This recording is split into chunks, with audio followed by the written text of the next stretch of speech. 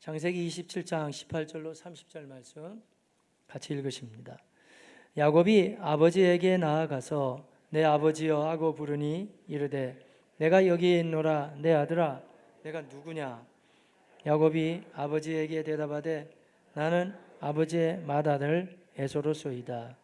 아버지께서 내게 명하신 대로 내가 하였사오니 원하건대 일어나 앉아서 내가 사냥한 고기를 잡수시고 아버지 마음껏 내게 축복하소서. 이삭이 그의 아들에게 이르되 내 아들아 내가 어떻게 이같이 속히 잡았느냐? 그가 이르되 아버지의 하나님 여호와께서 나로 순조롭게 만나게 하셨음이니이다. 이삭이 야곱에게 이르되 내 아들아 가까이 오라. 내가 과연 내 아들 에서인지 아닌지 내가 먼저 만져보려 하노라. 야곱이 그 아버지 이삭에게 가까이 가니 이삭이 만지며 이르되 음성은 야곱의 음성이나 손은 에서의 손이로다 하며 그의 손이 형 에서의 손과 같이 털이 있으므로 분별하지 못하고 축복하였더라. 이삭이 이르되 내가 참 내 아들 에서냐? 그가 대답하되 그러하니이다. 이삭이 이르되 내게로 가져오라. 내 아들이 사냥한 고기를 먹고 내 마음껏 내게 축복하리라. 야곱이 그에게로 가져가매 그가 먹고 또 포도주를 가져가매 그가 마시고 그의 아버지 이삭이 그에게 이르되 내 아들아 가까이 와서 내게 입 맞추라. 그가 가까이 가서 그에게 입 맞추니 아버지가 그의 옷에 향취를 맡고 그에게 축복하여 이르되 내 아들의 향취는 여호와께서 복 주신 밭의 향취로다. 하나님은 하늘의 이슬과 땅의 기름짐이며 풍성한 곡식과 포도주를 내게 주시기를 원하노라. 만민이 너를 섬기고 열국이 내게 굴복하리니 내가 형제들의 주가 되고 내 어머니의 아들들이 내게 굴복하며 너를 저주하는 자는 저주를 받고 너를 축복하는 자는 복을 받기를 원하노라. 이삭이 야곱에게 축복하기를 마침에 야곱이 그의 아버지 이삭 앞에서 나가자 곧 그의 형 에서가 사냥하여 돌아온지라. 아멘. 네, 저희는 이 주일날 오전 예배 시간에 지난주부터 시작해서 이제 창세기에 등장하는 야곱에 관계된 말씀을 이렇게 나누고 있습니다. 이미 시작할 때 말씀을 드렸던 것처럼 이삭과 야곱의 생애는 아버지와 아들의 관계이기 때문에 다소간에 겹쳐지는 부분이 있어요. 그래서 우리가 오늘 본문 같은 경우에도 창세기 27장은 얼마 전에 우리가 이삭에 관계된 그 마지막 설교 말씀을 나눌 때 이삭이 그의 아들들에게 축복하는 장면에 대한 말씀을 우리가 나눴습니다. 그런데 이 같은 본문에 있는 말씀을 가지고 오늘은 이제는 이삭의 입장이 아니고 야곱의 입장에서 과연 우리가 어떻게 이것을 이해하고 우리 마음속에 새겨야 되겠는가 이렇게 함께 나누는 시간을 가졌으면 합니다. 이삭의 모습 가운데 가장 좋은 모습 중에 하나는 그 자녀들을 축복한다는 거예요. 이 복을 빌어준다는 건 정말 귀한 겁니다. 우리는 하나님께서 우리에게 복 주심을 이야기할 때 그냥 우리말로는 통상적으로 하나님 우리에게 축복해 주세요 혹은 하나님 저에게 복을 주세요 이렇게 같이 그냥 사용을 하고는 있어요. 그런데 엄밀하게 따지자면 그 의미가 다른 겁니다. 하나님께서 우리에게 복을 주신다는 것은 그분이 우리 아픈 몸을 고쳐주시고 막혀있는 길을 열어주시고 또 안 되는 일을 되게 해주시고 또 하늘이 신령한 은혜를 주시고 하는 하나님 직접 주시는 것을 우리가 복을 주신다 표현할 수가 있죠. 그런데 반면에 또 하나님도 축복하실 수 있나요? 축복하실 수 있어요. 축복이라는 것은 결혼을 축하합니다 뭐 이런 식으로 우리가 이야기하는 것처럼 축하하면서 이렇게 나가는 걸 말해요. 우리 마침 광고가 많아가지고 이제 중간에 빠뜨렸네. 우리 김선중 목사님 결혼 축하 한번 해드려야 돼. 사모님이 아마 오늘부터 그 유아부 성기미로 들어가세요. 그래서 사모님이 2부 예배 나와서 사모님 따로 축하해드렸고요. 결혼하자마자 나눠서 인사해서 그러시는데 잠깐 일어나실래요? 그래도 우리 김선중 목사님 이번에 바로 결혼한 새 신랑입니다. 축하합니다. 감사해요.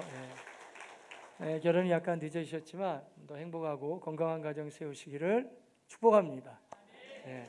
자, 이렇게 우리가 지금 우리 축하하고 축복했잖아요. 이런 식으로 복을 빌어주는 거예요. God bless you. 하나님이 당신에게 복을 주시기를. 사람도 할 수 있지만 그러나 우리 하나님도 직접 또 축복도 하셨어요. 부활하신 예수 그리스도가 너희에게 평강이 있을지어다 이런 식으로 이제 복을 빌어주실 수는 있잖아요. 그러니까 말하자면 하나님은 두 가지를 다 하실 수 있는 거예요. 우리에게 직접적으로 복을 주실 수도 있고 또 너희가 잘 되기를 원한다 하면서 우리에게 복을 빌어주실 수도 있고 하나님은 복을 주시고 또 우리를 축복하시는 하나님이십니다. 두 가지가 다 돼요. 그런데 사람은 두 가지 다 할 수 없어요. 사람은 축복만 할 수 있지 우리가 직접 복을 줄 수는 없죠. 여러분이 여러분의 딸을, 여러분의 아들을 아무리 금이야 오기야 키워놨지만 어떤 배우자를 만나는 거 여러분 마음대로 할 수 있어요? 못하는 거예요. 단지 우리가 기도만 할 뿐이죠. 하나님 좋은 만남의 복을 주세요. 너는 아마 좋은 사람을 만날 거야. 축복할 수는 있겠죠. 그러나 우리가 직접 거기다가 갔다가 만나게 할 수는 없잖아요. 그러니까 인간은 복을 줄 수는 없어요. 하지만 인간이 할 수 있는, 우리가 인생이 할 수 있는 가장 최선의 아름다운 모습은 축복할 수 있어요. 잘 될 거예요. 하나님이 역사하실 겁니다. 여러분의 자녀들에게 올해도 좋은 진학과 진로의 길이 열려지게 되기를 축복합니다. 이렇게 얘기할 수는 있겠죠. 사람이 할 수 있는 도리죠. 그래서 말이죠. 사람이 할 수 있는 아주 가장 선한 모습 중에 하나가 다른 사람을 축복하는 거예요. 이 세치혈을 가지고 욕을 할 수도 있죠. 대한민국 너무 욕이 많아요. 예수님 말씀이 맞아요, 여러분. 너희가 마음에 가득한 것을 입으로 말함이니라. 그러니까 지금 분노와 혈기가 너무 많다는 거예요. 막 그냥 입만 열면 욕하고 또 사람들 끌어내리고 싸우고 뭐 이런 짓 많이 하잖아요. 그러니까 속이 이제 분노가 막 치밀어 올린다는 거죠. 좋은 모습이 아니에요. 이 세치혀가 참 이게 참 요사스러워요, 여러분. 이 혀를 가지고 욕하고 화내고 흉보고 헐뜯고 수군대고 별거 다 하네요. 이렇게 할 수도 있지만 그러나 이 혀를 가지고 하나님께 찬양할 수 있고 감사할 수 있고 사람들이 전도할 수 있고 다른 사람을 축복할 수 있습니다. 그러니 얼마나 귀하게 또 쓰여지는 거예요. 그럴 때. 그러니까 이삭이 자기 자녀들에게 축복한다는 것은 굉장히 귀한 모습이에요. 지난번에 제가 이삭 설교를 할 때 이미 말씀드렸습니다만은 성경에는 그런 내용이 물론 많이 나와 있지만 특별히 저는 민수기 6장 24절 이하를 많이 추천해 드렸죠. 여호와는 내게 복을 주시고 너를 지키시기 원하시며 여호와는 그 얼굴을 내게 비치사 은혜 베푸시기를 원하시며 여호와는 그의 얼굴을 내게로 향하여 드사 평강 주시기를 원하노라. 할렐루야. 그렇게 하면 내가 그대로 주겠다. 얼마나 귀한 말씀이에요. 그러니까 가족 안에서도 특별히 가까운 사이일수록 자꾸 짜증내고 화내고 뭐 해준 게 뭐 있냐 그러고 그러지 마세요, 여러분. 고맙다 그러고 감사하다 그러고 서로를 축복해 주시기를 바라겠습니다. 민수기 말씀 그때도 제가 인용했는데 14장 28절 같은 말씀 중요하거든요. 그들에게 이르기를 여호와께서 말씀하시길 내 삶을 두고 맹세하노라. 아주 엄중하죠. 내 삶을 두고 맹세하노라. 너희 말이 내 귀에 들린 대로 내가 너희에게 행하리라. 그러니까 미안합니다마는 지금 상황이 좋고 나쁘고를 떠나서 여러분 말한 대로 여기 온 거예요. 거의 그래요. 아무도 핑계할 수 없어요. 된다는 사람은 된다니까요. 맨날 어렵다는 사람은 어렵고 뭐 괴롭다는 사람은 노선 괴로워요. 미치겠다는 사람은 몇 년 전에 만났을 때 미친다 그러고 지금도 미친다 그러고 계속 못 고친다니까 이게 잘. 이거 고쳐야 돼요, 여러분. 잘 될 거라고 하세요, 여러분. 하나님의 은혜가 임한다고 하시고 지금 여러 가지 한국 뭐 정치 상황이나 모든 상황이 여러분을 매우 피곤하게 하겠지만 너무 그런데 막 끌려다니지 마시고 하나님의 사람답게 도대체 대한민국을 누가 그렇게 축복하겠어요, 여러분. 여러분이 그렇게 축복하며 기도하시길 바라겠습니다. 이번에도 태풍 보니까 뭐 대단하더라고요, 여러분. 일본도 그놈들 잘 됐다 그러지 마세요, 여러분. 그거 성경적이지 아니에요, 여러분. 그러면 그래 너네도 한번 맞아볼래? 그러면 어떻게 할래요, 여러분? 그러지 마시고 저 땅이 사이는 안 좋지만 아니 저 땅 백성에도 궁의를 베풀어 주옵소서. 그리고 우리가 비껴나간 거는 무조건 감사해야 되겠죠, 여러분. 가장 감사하고 축복할 거리가 되게 많은 거예요. 감사함으로 그렇게 축복하면서 나아가시길 바라겠습니다. 실습. 옆에 있는 분들하고 한번 같이 격려하겠어요. 옆에 아무도 앉아 있지 않으면 다 앉아 계시긴 하시는구나. 아니면 앞뒤로 인사하셔야 되고 같이 인사하겠습니다. 옆에 분들하고. 예. 최선을 다해서 예배드리는 당신에게 우리 하나님이 좋은 곳으로 채워주십니다. 다시 한번 격려할까요? 하나님의 복이 임할 것입니다. 네. 네, 사랑하고 축복합니다. 네. 자, 이런 식으로 계속 우리가 사람들한테 잘 되라고 축복하고 격려하며 나아가시기를 바라겠습니다. 바로 이 이야기예요. 이삭은 이 부분을 아주 너무 잘한 거죠. 자, 그런데 얘기는 이렇게 됩니다. 지난번에도 이삭 때 우리가 말씀을 나눴지만 이삭이 축복을 이제 마지막 자기가 죽을 것 같은 거예요. 눈도 잘 안 보이고. 근데 이삭이 나이가 많았는데 안 죽어요. 우리는 다 합니다. 여러분. 이삭 안 죽어요, 여기서. 안 죽고 무려 한 30년 이상을 더 살아요, 이삭이. 근데 이 당시에 자기 컨디션을 봐서 눈이 안 보이고 이러니까 죽을 것 같으니까 내가 이제 마지막으로 복을 내가 마음껏 빌어주구나 가야 되겠다. 근데 그 이야기를 이제 어머니 리브가가 듣게 돼가지고 리브가는 그러면 안 되지. 에서는 아니야. 야곱을 복을 받게 해야 되겠다. 그러면서 이야기가 지금 복잡해지는 그런 내용이거든요. 그러면 결국에 이제 이 복을 그러니까 그 이삭이 고기를 좋아해가지고 나가서 사냥을 해서 별미를 만들어가서 가지고 와라. 그런 사이에 어머니 리브가가 듣고 야곱하고 작당을 해가지고 이제 야 야곱 나갈 것도 없다. 그냥 집에 있는 거 한 마리 잡어. 해가지고 수전선수를 잡아가지고 별미를 만들어서 왔기 때문에 야곱이 그 복을 받게 된다면 그 스토리예요. 지금 내용이. 그때도 제가 이야기를 했습니다마는 저는 참 이런 부분이 성경이 굉장히 흥미로워요. 성경에서는 지금 이삭이 아주 이런 축복하는 모습을 굉장히 잘하고 있잖아요. 근데 제가 말씀드렸어요. 눈이 다른 건강에 비해서 굉장히 빨리 어두워졌거든요. 제가 뭐라고 얘기했죠 그때? 맞아요. 잘 기억하고 있네요. 고기를 많이 먹었어요. 고기를 많이 먹어요. 이 사람이. 고기를 많이 먹어가지고 아무래도 여러 가지 피도 탁해지고 눈이 어두워진 것 같다. 이렇게 볼 수가 있거든요. 제가 오늘 근거를 대겠습니다. 얼마나 이삭이 고기를 좋아하는지 너무 좋아했어요. 여러분 가운데 목사님 저 고기 엄청 좋아하는데 참 불편하네요. 말씀 듣기. 그러면 고기를 좀 적게 드셔야 돼요, 여러분. 고기도 이게 원래 그냥 먹으라고 한 게 아니에요, 하나님이요. 인간이 하도 타락하니까 노아 홍수 이후에 자연환경이 바뀌고 인생 수명이 많이 줄었거든요. 그러니까 불가피하게 거기서 이제 살아야 되니까 단백질이 필요한 거예요. 환경이 바뀌어서. 그러니까 필요에 따라 고기를 먹으라고 그런 거지 즐겨 먹으라고 그러신 건 아니거든요. 지난주에 저는 이 설교를 많이 했는데 그래서 창세기에 등장하는 그 짐승을 잡는 사냥꾼에 대한 좋은 표현이 없어요. 니므롯 같은 이야기도 했잖아요. 아주 좋지 못한 사냥꾼들. 근데 그 계보를 지금 에서가 이어가는 이런 모습이고 또한 이삭은 고기를 너무 즐겨 먹었어요. 좋아했어요. 그 이야기가 나온다니까요, 성경에. 자, 25장인데 한번 27절 이 말씀을 볼까요? 지난주에 나눴던 말씀이긴 합니다만은 같이 보겠습니다.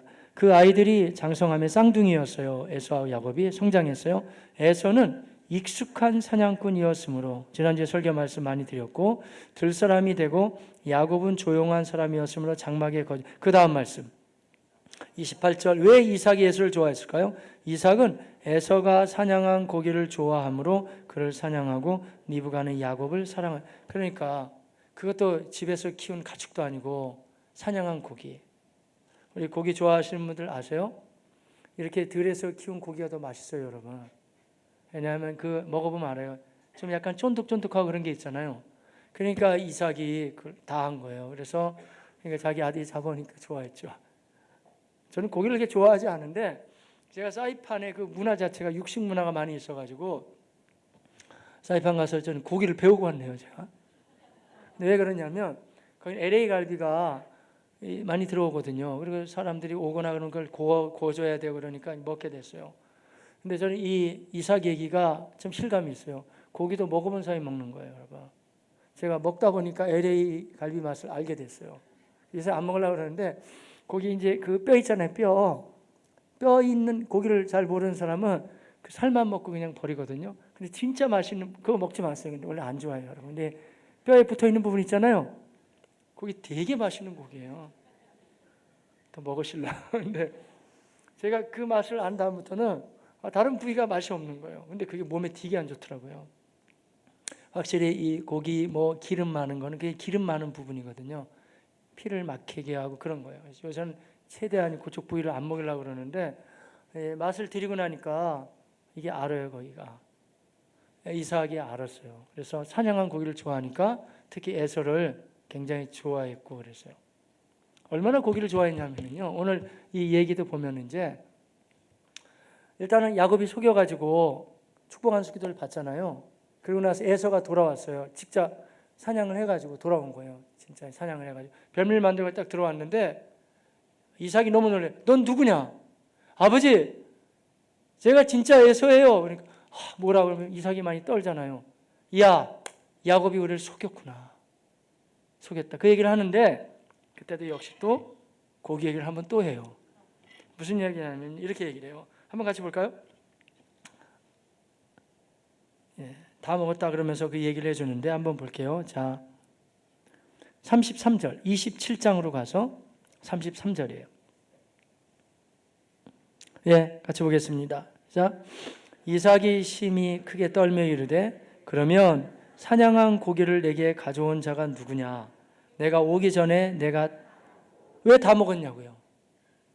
그러니까 여기 다 먹었다니까 이 노인분이 별로 이 건강 상태도 그럴 건데 그 고기를 다 먹어버린 거예요.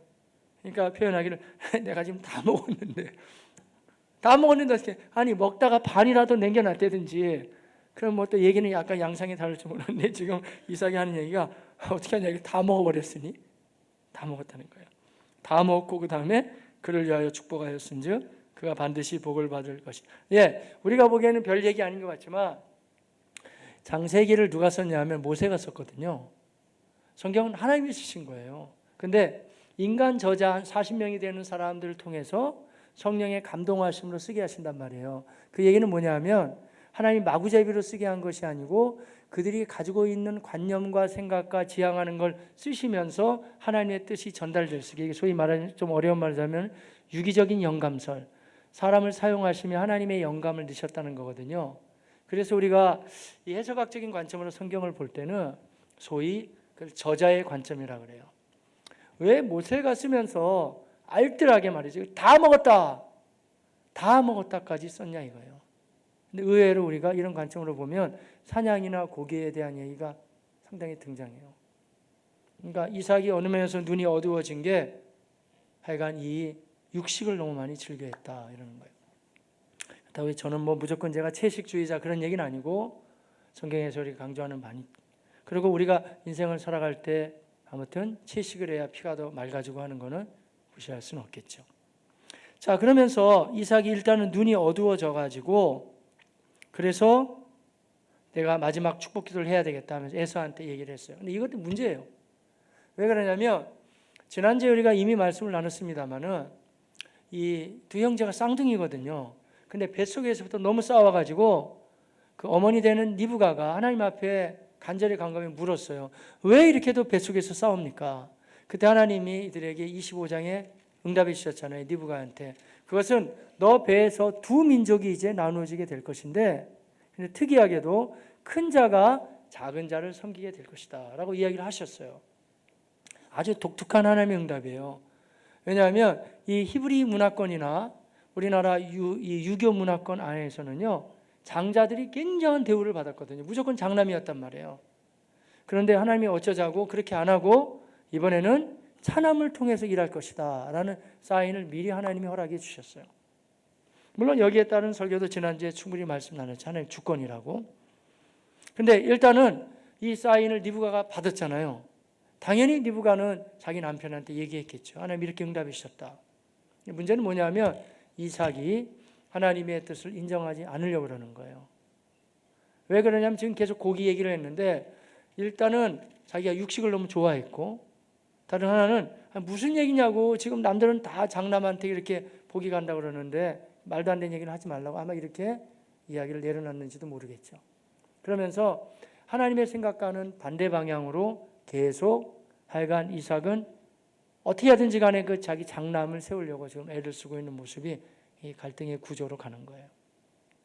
조금만 더 얘기하자면 그러면 리브가는요 이 에서하고 야곱을 키우면서 점점 마음에 확신이 생겼어요. 저 에서는 아니야 하는 마음이 더 들었어요. 다 찾아보면 좋겠습니다만은 제한된 시간이기 때문에 제가 말씀드리면 그냥 창세기 26장 34절 이하에 보면 에서가 40세 헷 족속 부에리의 딸 유딕과 헷 족속 엘론의 딸 바스맛을 아내로 맞이하였더니 그들이 이삭과 리브가의 마음에 근심이 되었더라. 근심거리가 됐어요. 여러분 왜 생각나세요? 지난번에 아브라함이 이삭의 아내를 구할 때 그 가나안 땅에 있는 헷 족속이라든지 족속들이 많이 있었거든요. 거기서 그의 부인을 택해주지 않고 반드시 자기 고향 땅에 가서 부인을 간택해 오라 그랬잖아요. 중요한 거예요, 결혼이요. 굉장히 중요한데 이 에서는 아쉽게도 나가서 아무하고나 결혼을 해버린 거예요. 그것도 헷 족속은 가나안 땅에 있는 여인들이에요. 이 결혼 사건을 창세기에서는 꽤 중요하게 다룹니다, 여러분. 노예 홍수가 터지게 된 것도 사실은 이것 때문에 시작했거든요. 에어컨이 약간 온도가 너무 낮은 것 같아요. 다들 추워하시는 것 같아요. 좀 꺼주시죠. 자, 그렇게 돼서 결혼을 굉장히 비중 있게 다루거든요. 그 노아 홍수가 불어닥치게 된 것도 하나님의 계획이 그 가운데 셋 계열, 경건한 셋 계열에 있었는데 가인 여자들이 예뻐 보이니까 그냥 무조건 결혼했단 말이에요. 제가 그랬잖아요. 우리 여기 앉아 계신 자매님들 다 예쁘고 고우시지만 미안한데 세상 사람들이 더 예쁠 수 있어요, 여러분. 여러분이 이렇게 밉다는 게 아니고 세상 사람이 왜 더 예쁘냐면 그 사람들은 영적인 걸 생각 안 하고 모든 게 육체가 전부이기 때문에 훨씬 더 꾸미고 가꾸고 하는데 더 신경을 많이 써요.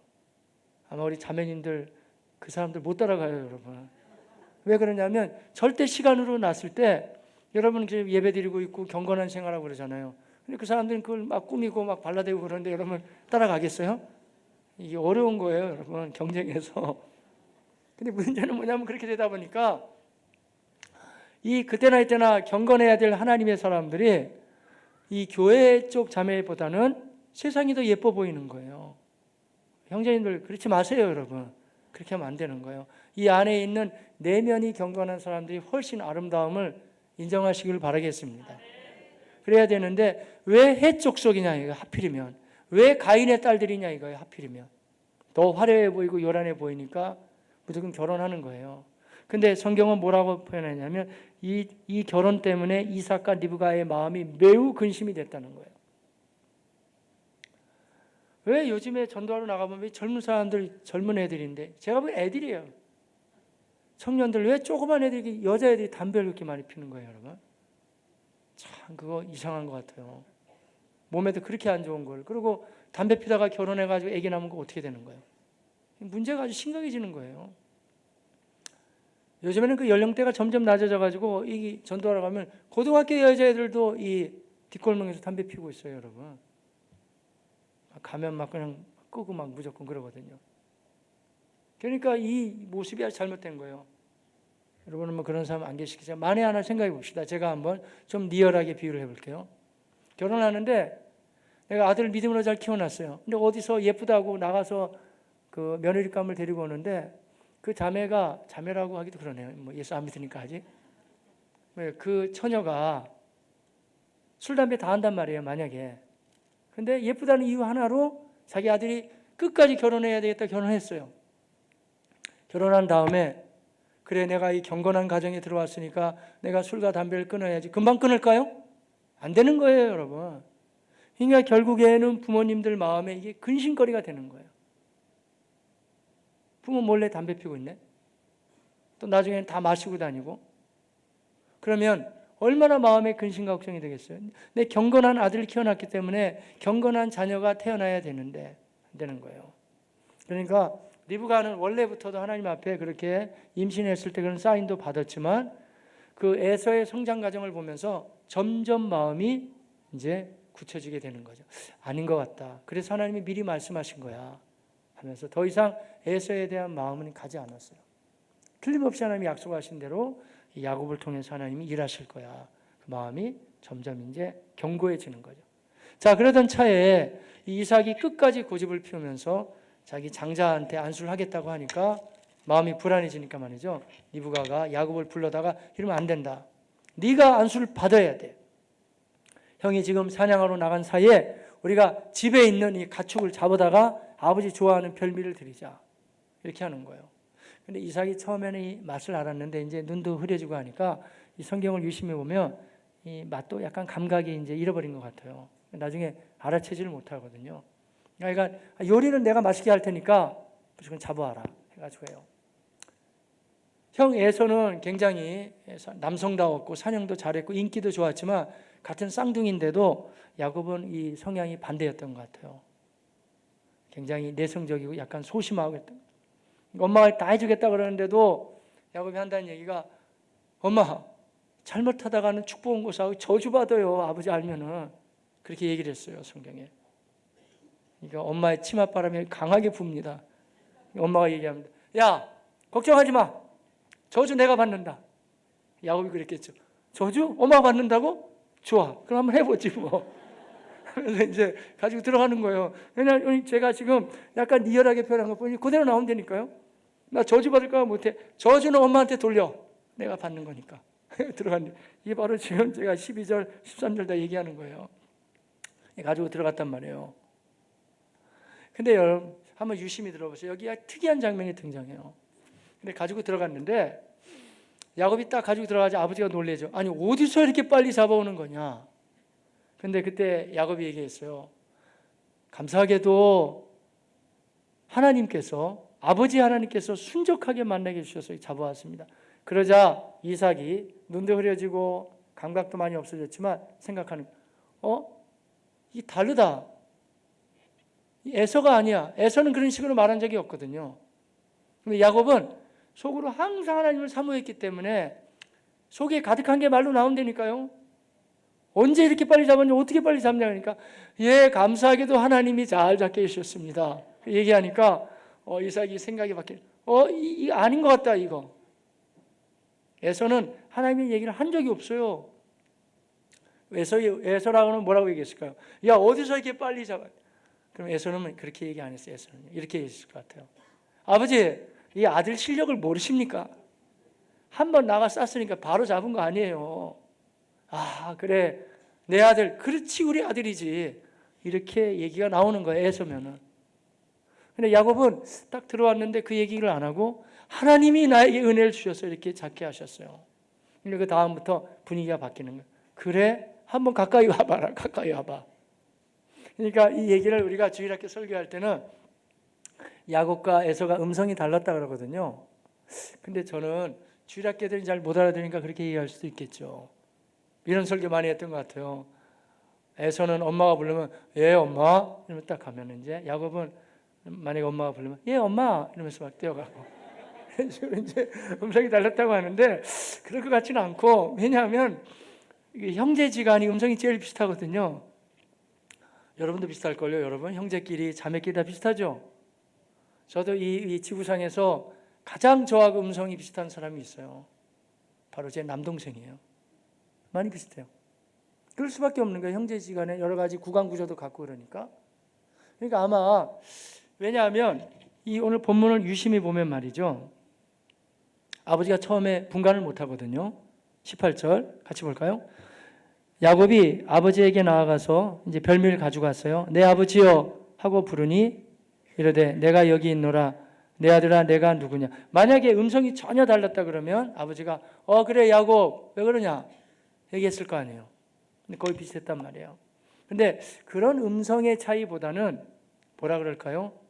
말하는 스타일이 다른 거예요.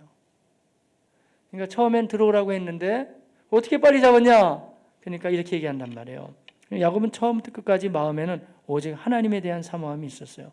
자, 20절 시작. 이삭이 그의 아들에게 이르되 내 아들아 내가 어떻게 이같이 속히 잡았느냐? 그가 이르되 아버지의 하나님 여호와께서 나로 순조롭게 만나게 하셨음이니이다. 아멘. 제가 가끔가다 이 이야기체로 되어 있는 걸 연속극 비슷하게 이해하면 훨씬 흥미롭다 그랬잖아요. 아마 연속극이라면 여기서 딱 끊어졌을걸요. 에서는 이렇게 말을 안 하니까. 왜냐하면 그러면서 이삭의 표정이 약간 바뀌는 걸로 연속은 끝났을 것 같아요. 이거 뭐야? 이거 아닌 것 같아. 에서는 이런 식으로 얘기를 안 한다니까요. 근데 야곱은 자기 속에 가득한 걸 얘기하죠. 하나님이 하셨어요. 하나님이 찾게 하셨습니다. 그 다음에 분위기가 바뀌잖아요. 21절 시작. 이삭이 야곱에게 이르되, 바로 얘기하잖아요. 내 아들아 가까이 오라. 내가 과연 내 아들 에서인지 아닌지 내가 너를 왜 이런 말을 했겠냐고요. 이 분위기가, 이 말하는 분위기가 아니라 이게 분위기가 여기서 차이가 나는 거예요. 근데 이제 눈도 흐려지고 여러 가지 또 연약한 점 때문에 분간하지 못하고 이제 야곱을 축복하게 된다 하는 내용이 오늘 내용이고요. 그 마무리됐을 때 이제 에서가 비로소 이제 들어오게 된다는 얘기예요. 자, 우리는 이 동일한 본문에 있는 말씀을 가지고 지난번에도 한번 말씀 나눴는데 다시 지금 이야기를 드리고 있죠. 제가 서두에 이미 말씀을 드린 것처럼 같은 사건이지만 이삭이 자녀에게 축복한다는 얘기로 나눌 수도 있죠, 물론. 하지만 야곱의 입장으로 보면 아버지의 복을 지금 받는 거잖아요. 축복을 받는 입장으로 이 아침에 우리가 좀 같이 생각을 정리해 봐야 됩니다. 두 가지 말씀을 드릴 수 있어요, 저는. 하나는 야곱이 아주 잘한 거, 그리고 다른 한 가지는 야곱이 아주 못한 거. 두 가지가 오늘 본문에는 동일하게 같이 등장해요. 이런 면에서 우리는 성경의 진정성을 느낄 수가 있어요. 꾸며낸 얘기가 아니라는 거예요. 왜냐하면 야곱 때문에 이 유대 민족은 이스라엘이라고 하는 나라 이름까지 정해지게 되거든요. 이쯤 되면 야곱의 연약한 점을 다 빼버려도 되는 거예요. 성경은 빼지 않아요. 우리도 마찬가지예요. 저에게도 그런 연약함이 있겠죠. 아무리 경건해 보이는 사람에게도 좋은 면이 있는가 하면은 그 사람이 아주 약한 부분이 있어요. 이런 부분들까지도 성경은 본받아 가라는 얘기는 결코 아니에요. 하지만 우리에게 두 가지의 팩트를 그대로 내미시면서 야곱의 좋은 점은, 그렇지, 나도 이 부분은 그대로 본받아 갈 거야 라고 한다면, 연약한 부분은 이렇게 살면 안 되는 거구나 하는 부분을 우리가 정리해 나가야 될 부분이에요. 말씀드리면 두 가지인데, 하나는 야곱이 오직 하나님만이 나에게 복을 주셔야 된다는 그 간절함과 사모함, 굉장히 이것은 좋은 면입니다. 그대로 본받아 가시기를 바라겠습니다. 그러나 결정적으로 치명적으로 약한 부분, 야곱이 자기 아버지도 속이고 형도 속이고, 그리고 지나치게 악착같이 하면서 하나님이 이미 그를 장자로 역사하신다고 했지만 그것조차도 불안해서 다 수용하지 못하고 자기가 쟁취해 가지고 올라가 했던 이런 연약한 모습들은 결코 우리가 따라가서는 안 되는 부분들이에요. 그리고 너무 안타깝게도 이 리브가 야곱은 이 하나님 앞에서, 공의로운 하나님 앞에 그대로 여기에 따른 또 징벌은 받게 돼요. 리브가가 야곱을 얼마나 좋아했는지 몰라요. 그래가지고 어느 면에서 목숨 내걸고 지금 축복을 받게 하잖아요. 그런데 이때 이후로 이별은 더 이상 어머니 돌아가실 때까지 야곱은 자기 엄마를 보지 못해요. 리브가도 자기 아들 만나지 못하고. 자, 이런 걸 대하면서 우리는 하나님이 물론 약속하시고 하나님의 복을 주실 수 있지만 이 공의로우신 하나님 앞에서 아무도 피해 나갈 수 없다는 거예요. 하나님의 정의와 공의는 그대로 흘러가고 있음을 여러분 다 믿고 기억하시기를 바라겠습니다. 그대로 되는 거예요. 따라서 우리가 이 아침에 우리의 삶의 두 가지를 같이 균형을 잡으면서 적용해야 되는데, 하나는 그래, 나도 야곱처럼 내가 하나님이 주시는 은혜를 내가 그 간절한 마음을 가지고 바라면서 나아가야 되겠다는 그런 마음이 먼저 있으시기를 바라겠습니다. 야곱의 온통 마음의 생각은 하나님으로 가득 찼어요. 조금 전에 우리가 얘기할 때도 어떻게 이렇게 빨리 잡았느냐 바로 나오잖아요. 하나님께서 이렇게 순적하게 만나 주셨습니다. 아마 이랬던 것 같아요. 형은 건장하고 사냥도 잘하고 또 고대 사회에서 그런 사람들 인기가 좋았거든요. 그야말로 훈남이죠. 인기 좋고 나갔지만 야곱은 지금 분위기로 봐서는 소심하고 약한 면도 많이 있고 전혀 다른 분위기에서 누가 하나 살펴주지 않는 그런 모습이었어요. 그렇지만 그의 마음에 정말 하나님을 향한 열망은 누구도 빼앗아갈 수가 없었죠. 어쩌면 그래서 그랬지 않겠어요? 약했기 때문에 하나님이 날 도와주시지 않으면 아무도 나를 채워줄 수 없다는 그런 간절한 사모함, 그리고 내가 부족하기 때문에 하나님이 나에게 복을 주셔야 된다는 마음, 간절한 마음으로 오직 하나님의 것만 바라보고 나아갔어요. 마치 시편에 이렇게 쓰여져 있는 말씀처럼 시편 107편 9절 그가 사모하는 영혼에게 만족을 주시며 줄인 영혼에게 좋은 것으로 채워주심이로다. 그런 간절함이 있었어요. 에서하고 비교하자면 에서에게는 그런 간절함이 없어요. 왜냐하면 인생이 하도 잘 나가니까 사냥도 잘하고 인기도 좋고 그렇기 때문에.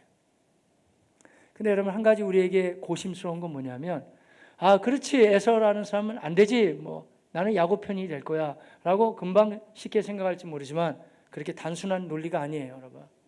왜 그러냐면 이 에서가 만약에 우리가 생각하는 것처럼 아예 안 믿는 사람이었다 생각하면 이야기는 간단해야 되니까 나는 교회 안에 들어가 있고 나 예수를 믿으려고 그러니까. 근데 그 내용이 아니에요. 에서도 어느 정도 믿었어요, 여러분. 믿으니까 뭐 장자권 지난번에 파축 때문에 팔긴 했지만은 자기 아버지가 축복한다 그러니까 그 복을 한번 받고자 알겠어요. 제가 사냥을 해가지고 오죠. 나갔잖아요, 여러분. 그러니까 오늘날 우리를 친다면 이 안 믿는 사람 얘기가 아니고 같은 그리스도 안에서의 얘기라고 할 수가 있어요. 마치 사도 바울이 고린도전서 2장과 3장을 걸쳐가면서 세 종류의 사람을 얘기하고 있잖아요. 하나는 육에 속한 사람, 하나는 신령한 자, 영에 속한 사람, 다른 한 가지는 육신에 속한 자. 되게 어려워요, 우리말로 이해하기에는요. 너무 어렵더라고요. 육에 속한 것과 육신에 속한 게 뭐가 다르냐고요. 근데 헬라어를 보니까 더 명쾌해져요. 육에 속하였다는 사람은 뭐냐면요, 이 푸시키코스예요. 내가 굉장히 똑똑하고 공부도 잘하고 판단력이 뛰어난 것 같은데 하나님 필요 없어요. 내 마음대로 내가 다 판단하는 인생들. 그러니까 말하자면 오늘날 친다면 아예 안 믿는 불신자 얘기하면 돼요. 그러니까 지금 얘기는 이거 아니에요. 빼놓고. 근데 이제 그 나머지가 우리를 고민스럽게 만들어요. 같이 믿고는 있지만 사도 바울도 표현해 주기를 한 사람은 신령한 자예요.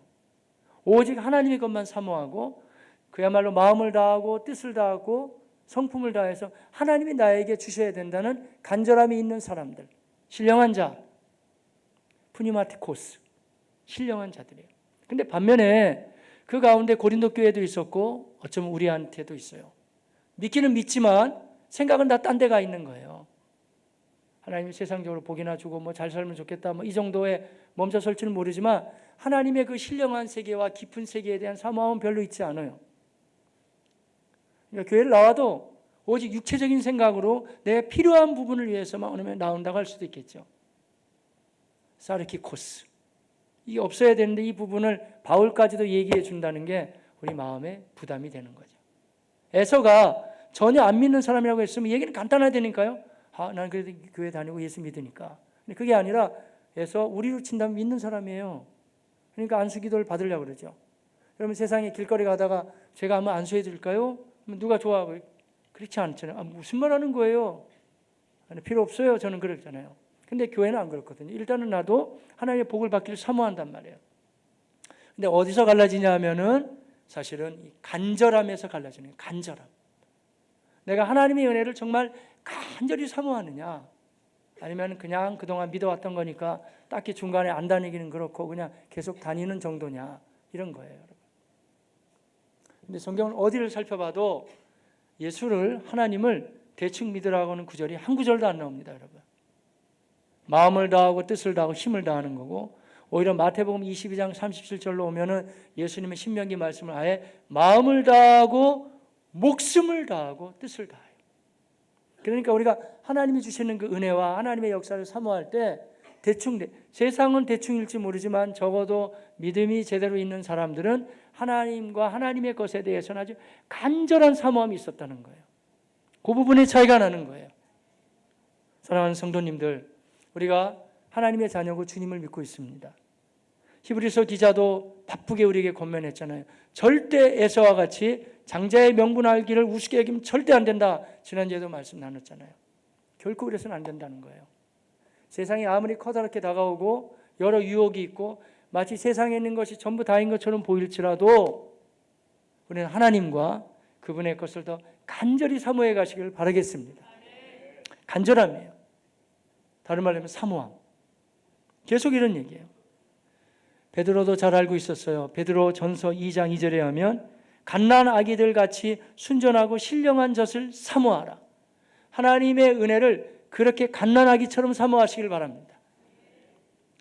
저 안에 우리 갓난아기들 있잖아요. 좀 큰 아기들도 많이 있네. 갓난아기들. 그래서 저는 갓난아기들 말이에요. 약간만 커도 애들이 맑게 알아들어요. 그래, 이거 예배 끝나고 엄마가 해줄게. 예배 끝나고 그럼 자꾸 물어봐서 그렇지 좀 참으려고 그래요. 근데 그 얘기 말고 여러분, 성경이 말하는 것이 아이 갓난아기, 지금 태어난 지 얼마 안 되는 아기가 막 배고파서 응애 울기 시작했어요. 엄마가 말하는, 그래 사랑하는 딸 조금만 참어, 엄마가 예배 끝나고 줄게. 응애. 이게 끝이 나요 여러분? 갓난아기는 끝이 안 나요 여러분. 언제까지 끝이 안 나요? 줄 때까지. 그 얘기를 하는 거지 베드로가. 어느 정도 성장한 아기들처럼이 아니고 갓난아기가 오직 엄마가 나에게 젖을 줘야 돼, 그것만 가지고 간절히 사모하듯이, 야곱이 하나님의 은혜를 그렇게 간절히 사모하듯이 그런 사모함이 다 있으시기를 바라겠습니다. 그런 사모함으로 야곱은 하나님 앞에 이렇게 나아갔던 것이에요. 약하니까, 유명하지도 않으니까, 딱히 힘이 없으니까.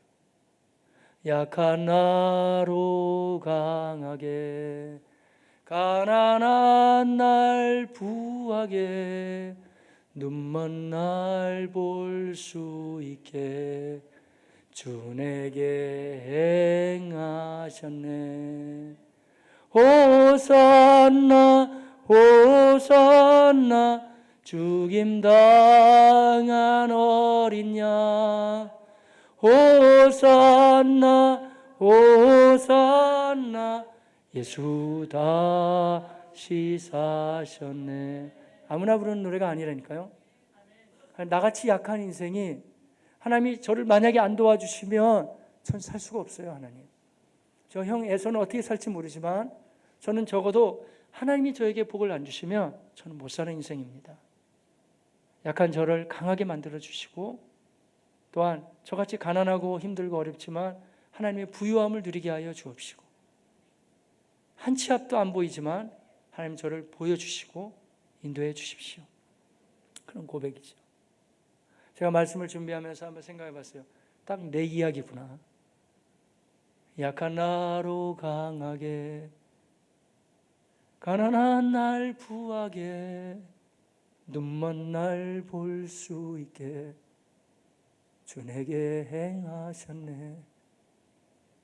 약한 나로 강하게, 약한 나로 강하게, 가난한 나를 부유하게. 교회 개척하다 보면 별별 다 있어요. 별별 일이. 어떤 분은 제가 너무 말라서 왔다가도 그냥 간 분도 있어요 여러분. 실제로 교회 좋다고 와서 왔는데 몇 번 물어본 사람도 많아요. 저 사람이 진짜 담임 목사냐? 저 사람 말고 다른 사람 없냐? 어려운 일이에요 여러분. 목사님들 하면 이런 얘기 하더라고요. 그 최 목사님이 이것도 잘하시고 저것도 하나님이 주시고. 노, 그렇지 않아요. 제가 그랬죠. 그렇지 않아요. 절대 그런 말 하지 마세요. 약하고 미련하고 가진 거 없고 없었기 때문에 딱히 달리 할 게 없어요. 할 줄도 모르고 성경 보고 가르치고 기도하고 가다 보니까 온 거고. 그래서 제가 얘기했어요. 목회 어느 정도 하시는 분들 다시 한번 다 봐보세요. 대부분 다 미련하고 약하고 부족하고. 근데 그분들은 딱히 의지할 게 없는 거예요. 오직 하나님만 붙잡고 하나님 말씀 묵상하고 전하고 하다 보니까 돼요. 그러니까 그분들이 폼 잡으려고 다 하나님이 하셨어요, 하나님의 은혜예요, 그 아니에요 여러분. 실제 그예요. 실제 그 말이 맞는 거예요. 다 하나님이 하신 거고 도와주신 거예요. 야곱이 지금 왜 이렇게 악착같이 속이면서까지 그걸 붙잡냐면, 나 약한 나를 아무도 도와줄 수 없어. 아무도 나에게 책임질 수 없으니까 오직 하나님만 붙잡고 들어주는 거죠. 그 모습, 신앙생활 그렇게 간절함으로 사모함으로 하십시오. 하나님이 지금도 살아계시고 여러분에게 역사하여 주실 줄로 믿습니다. 제가 전도하거나 간혹 성도님들 만나볼 때 너무 마음 아픈 내용 중에 하나가 이런 얘기 참, 너무 마음 아파요. 그렇게 양육하지 마세요. 자녀들 여러분. 꼭 그러는 거예요. 어쩌다가 우리 이 딸이 말이에요, 목사님, 초등학교 다닐 때가 교회 얼마나 열심히 나갔는데 이 중학교 가더니 얘가 변했네. 우리 아들이 좀 더 나은 애들도 있더라고요. 중학교까지는 잘 쫓아다녔어요. 근데 얘가 어쩌다가 고등학교 가더니 변해서 고등학교 가더니 약간 더 난 애들도 있더라고요. 중고등부까지는 열심히 다녔어요, 얘가. 근데 이 대학까지는 얘 완전히 버렸어요. 어떤 경우에는 대학까지는 가긴 가더라고요. 대학 갈 때까지는 얘 사회생활 하더니 완전히 얘가 이상해졌어요. 왜 그런지 아세요? 저는 원인을 알아요, 여러분. 가정 책임이에요. 교회 책임이고. 하나님을 대충 믿으라고 그러니까. 대충 믿는 게 어디 있냐고요, 성경에. 세상에 대한, 또 이렇게 공부해야 돼, 이렇게 해야 좋은데, 이렇게 짬짬이 얼마나 많은 인폼과 그런 걸 가지고 다 갖다 주면서, 야, 예수 이렇게 믿는 거야. 암송 이 정도 해야 되고, 기도 시간 채워야 되는 거고, 너 현장 전도하냐, 지금? 같이 나가자, 지금 오늘이라도.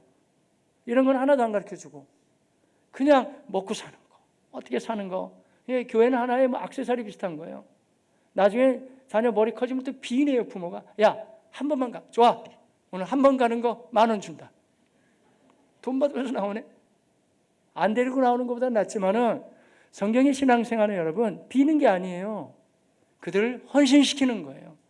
하나님이 얼마나 좋으신 분인지, 또 그분이 얼마나 광대하신지, 얼마나 귀하신 분인지 주님의 은혜를 사모하며 간절히 나아갈 수 있게 어려서부터 양육했더라면 중간에 이탈이 없겠죠, 여러분. 책임이 크죠. 저도 크고 교육기관도 가정도 그렇고 우리가 하나님 앞에 마음을 다해서 하나님의 은혜를 사모해가는 우리 모두와 우리 자녀들 다 되시기를 바라겠습니다. 그런데 그럼에도 불구하고 야곱의 잘못된 점까지 얘기하고 말씀을 마쳐야 돼요. 그래도 아무리 갖다 붙여도 아무리 하나님의 은혜를 사모한다고 아버지 속여, 형 속여, 다 거짓말로 막 꾸미고 나타나, 이거는 절대 옳지가 않죠, 여러분. 나쁜 모습이에요. 결국에 여기 적절한 부분을 하나님 앞에 징계 아닌 징계로 받게 되고, 야곱의 나머지 생애는 장자권을 소유했는지 모르지만 하나님의 순리에 따르지 않았기 때문에 거친 인생을 살다 가는 것은 아무도 부인할 수는 없겠죠. 그런데 이 이야기가 나중에 아쉽게도 예수님의 제자들도 이런 모습이 등장해요. 마태복음 20장에 가면 예수님이 3년 동안 제자들 다 양육하시고 이제는 인류의 죄를 다 용서하기 위해서 십자가를 지시기 위해서 가시는데, 그때 세베대의 아들들이 자기 엄마까지 동원해서 데리고 왔어요. 치맛바람이죠, 그야말로. 세베대의 아들은 누구냐면 요한과 야고보예요. 엄마가 하시는 거, 예수님 예루살렘 올라가면 한 자리 하시게 될 것 같은데 우측에는 우리 큰아들, 좌측에는 작은아들, 좀 제발 부탁해요, 예수님. 우의정 좌의정이네요. 그때 주님이 하신 말씀이 있어요. 그래, 그 자리에 앉는 거는 하나님께서 하실 것이고, 그러면 내가 마시는 잔을 마실 수 있느냐? 다 대답하니 얼떨결에 어머니하고 아들, 예, 할 수 있어요. 우리도 할 수 있어요. 하기는 뭘 합니까? 예수님 십자가 질 다 도망가 버렸죠. 근데 주님이 말씀하시는, 너 십자가 질 수 있냐? 할 수 있다고 그랬어요. 근데 그 다음 부분이 더 흥미스러워요. 마태복음에 보면은요, 그 모습을 보면서 20장인데 24절에 열 제자가 듣고 그 두 형제에 대하여 분하게 여기거늘. 왜 그래요? 야, 내가 올라갈 자리에 네가 뭔데 거기로 올라간다고 그러는. 그러니까 예수님의 제자들까지도 하여간 저것들을 어떻게든 떨어뜨리고 내가 올라가야 되겠다는 이런 마음이 인간 속에는 있었어요, 여러분. 그런데 너무 고무적이고 감사한 거는요, 이 제자들이 예수 그리스도의 복음으로 완전히 똑같은 제자인데 완전히 바뀌어요. 부활하신 예수 그리스도를 목격하고 그 다음에 마가의 다락방에서 성령 충만함을 경험한 다음부터는 같은 제자 베드로, 요한, 야고보지만 완전히 바뀌면서 말이죠. 그 다음부터는 성경은 이렇게 기록해져요. 믿는 사람이 다 함께 있어 모든 물건을 같이 통용하고 나눠 쓰고 또 재산과 소유를 팔아 각 사람의 필요를 따라 나눠주며 날마다 마음을 같이하여 성전에 모이고, 서로 간에 화해하면서 같이 더불어 걸어가게 되죠. 이미 말씀드린 것처럼 이제는 우리가 이 장자권을 가지고 너무 예민하게 그렇게 안 하셔도 돼요. 왜냐하면 예수님은 진정한 장자가 되시고, 장자가 되신 예수님을 마음속에 영접했을 때 우리 모두가 지난주에 말씀드렸네요. 히브리서 12장 말씀 23절, 하늘에 기록된 장자들의 모임에 포함됐음을 믿으시길 바라겠습니다. 우리가 할 일이 있어요. 이제는 악착스럽게 남을 끌어내리고 올라가고 그런 것이 아니고 우리는 같이 하나가 되어서 서로를 격려하면서 함께 세워져 가시기를 바라겠습니다. 한국 사회는 지금 너무 극단적으로 치닫고 있습니다. 이 모습이 얼마나 되는지 아세요, 여러분? 지금 한국당, 민주당부터 시작된 것 같아요? 그렇지 않아요, 여러분. 신탁 통치 사건 때문에 그렇게 된 것 같아요? 그렇지 않아요. 역사를 치고 올라가 보면은요, 이 땅에 유교가 들어오면서 유림 학파들이 생기면서부터 이런 갈라지는 전통은 수백 년이 넘었어요. 아주 안 좋은 모습들이죠. 우리 학교 다닐 때 다 배웠잖아요. 영남학파. 태계 이황이 경북 출신이거든요. 그래서 거기는 실제적인 걸 굉장히 강조했어요. 기호학파. 경기도와 이 호소 지방을 중심으로 해서 진행했어요. 이가 거기 앞장서 있잖아요. 여기는 학문적이었어요. 근데 만약에 실용적인 것과 학문적인 것 두 가지가 합쳐지면 굉장히 좋은 모양새가 나오겠죠. 우리는 조선의 역사를 많이 알고 있습니다. 지독하게 많이 싸웠습니다. 그리고 이상한 흐름이 있어요. 만약에 이쪽 파에서 다른 얘기하면 이건 배신자예요. 이쪽 파에서 다른 얘기하면 배신자고. 그러니까 중간에 중도는 아무도 없어요. 아주 열악한 모습이에요. 제가 지난주에 안병욱 교수 이야기 말씀드리면서 한 5 수준의 사람을 이분은 또 그 수준 분류를 잘 하시더라고요. 도움이 돼요. 책을 보니까. 사회도 3가지 사회가 있다는 거예요. 하나는 짐승과 같이 사는 정글 사회. 네가 죽어야 내가 산다. 정글 사회요. 그다음에 2번째는 뭐냐면 스포츠 경쟁 사회. 룰을 정하고 내가 이쪽을 하여간 이겨야 된다는 거예요. 그런데 이 교수는 3번째 사회를 지향한다는 거예요. 3번째 사회가 음악과 같은 하모니 사회. 첼로는 첼로의 음을 내고 비올라는 비올라의 음을 내고 바이올린은 바이올린의 음을 내지만 다 모여가지고 협주가 돼서 아름다운 소리를 낸다는 거예요. 그런 사회가 사실 맞는 거예요. 이분들도 다 크리스찬들이니까 성경적인 세계관 속에서 나오는 얘기겠죠. 20년 전에 한 얘기인데 그때 사회자가 물어봤어요. 그럼 교수님은 지금 한국 사회가 어느 수준에 왔다고 생각합니까? 아직도 정글 사회입니다. 뜯어먹으려고 그러고 저쪽 편이 죽어야 내가 산다고 하는 사회입니다. 20년의 세월이 흘렀는데 제가 한번 도전을 드려볼게요. 지금 사회는 어떻습니까? 한국 사회. 똑같아요. 하나도 바뀐 게 없어요. 스포츠까지만 올라가도 좀 나을 건데 근데 그 사회도 피곤하대요. 누군가는 이겨야 되고 누군가는 져야 되니까. 근데 모두가 하나가 돼서 하모니로 올라가요. 민주주의가 좀 정착되고 이러한 사회는요. 극단은 없어요.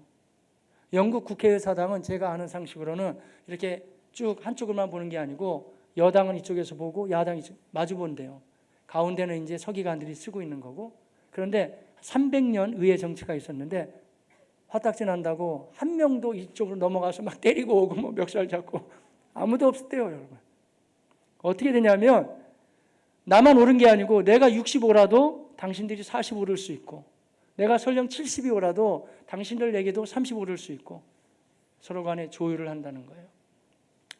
저는 이 말씀을 들으면서 한번 말씀을 마무리할까 합니다. 한국 사회에 여러분도 그 복판에 있고 저도 복판에 영향을 다 받을 수 있습니다. 기독교는 우왕좌왕하는 게 아닙니다, 여러분. 하나님의 사람답게 어떻게 하든지 간에 다 모두어서 우리가 하나로 하모니로 교회도 모아가고 사회도 모아갈 수 있는 하나님의 사람들 다 되시기를 주의 이름으로 축복합니다. 기도하겠습니다.